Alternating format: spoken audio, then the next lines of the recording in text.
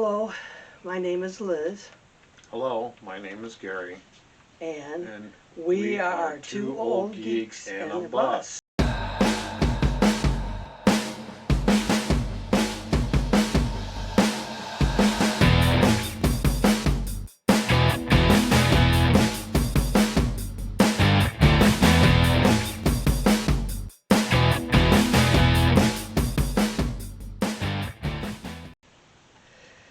We've decided to do this video to talk about why we bought a bus in the first place. I was bothering Gary about getting back to doing road trips and camping and things like we used to do years ago. And so we started discussing about doing that versus buying an RV or traveling by bike, which he didn't want to do, and all those good things. So we settled upon a bus because why, Gary? Because we have lots of room and we can take our two fur babies with us. Yes. And also Gary wanted to have a bus many, many years ago to remodel back from his old hippie days. So it's his second, what do you call this? Your second? Second phase of my midlife crisis. That's right. So those are basically the reasons we want to buy a bus, and we both are creative and we like to do-it-yourself things. So this kind of is right up our alley. Yes, it's going to be a lot of work and we realize that, but we're okay with that. Our time plan is probably 2 years before it'll be totally finished, maybe sooner, maybe later.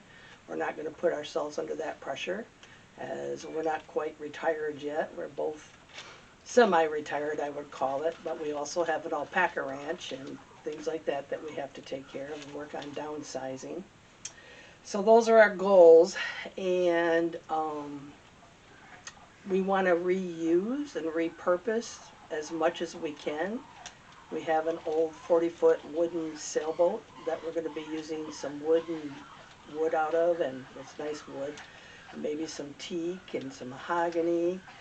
And then we also have a wood burner in there that we would put in here for heat. And what else, Gary, were you talking about from using from the boat? Oh, we are looking at hopefully using the storage lockers that are on the boat for storage underneath the bus, since there's very little storage, underneath the school bus. So that's something we're looking at doing because we need to be able to take things with us. So when we first started looking, I was looking on Facebook Marketplace and Craigslist, and we talked to some local people that were school bus drivers and about getting buses. And at first we were talking about doing a school bus, and then we started watching YouTube videos about coach buses, and we kind of liked the coach bus. But then we went and looked at one that was for sale, and we decided it was not going to fit our needs because we like to go out into the woods on old roads or things like that where a coach bus we felt was too low to the ground, and a school bus is a lot higher up off of the ground and would better meet our needs. So we came across this one on Facebook Marketplace. We went and took a look at it and we purchased it. So you want to tell them what kind of bus it is, Gary? It is a Thomas International 40-foot with a Allison transmission and a Cat 41, whatever it is. What's the engine? 2146? I'll put it in the Anyway, it's one of those. It's a Caterpillar engine.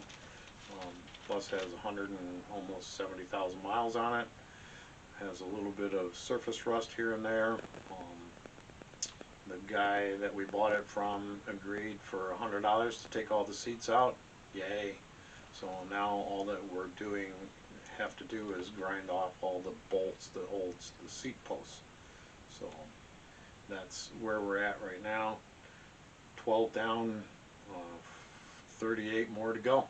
That's right. And we'll be doing videos of the things that we do to the bus, and it'll keep you guys all informed. And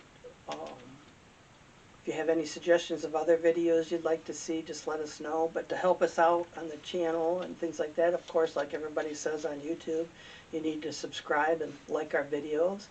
We'd appreciate that. And other than that, our goals are, the first thing we're going to do is, like Gary was talking about, grinding this, the seats out of the floor. But then we have to remove the whole floor to look for rust underneath. Since this is a Michigan bus, you know, we got to make sure there's no holes in the floor. And if there is, then we're going to, you know, take care of those holes, and then we'll treat it with what, Rust-Oleum paint or something like that. And then we build a subfloor. Yeah, and the subfloor will be insulated. The whole idea is to insulate the bus so that it stays warmer and also cooler in the summertime, warmer in the cooler weather. And then our other goals will be, we haven't totally done a bus layout. We have some ideas in our head, but we haven't sat down and really done a layout yet of the bus. But a lot of it depends also on what we will be using in the bus. That'll help determine where we set things up. But we plan on having a shower, a toilet, a kitchen, a full kitchen, you know, a bedroom. We have what they call, we'll have a garage in the back of the bus for Gary's tools and a place for us to put our e-bikes.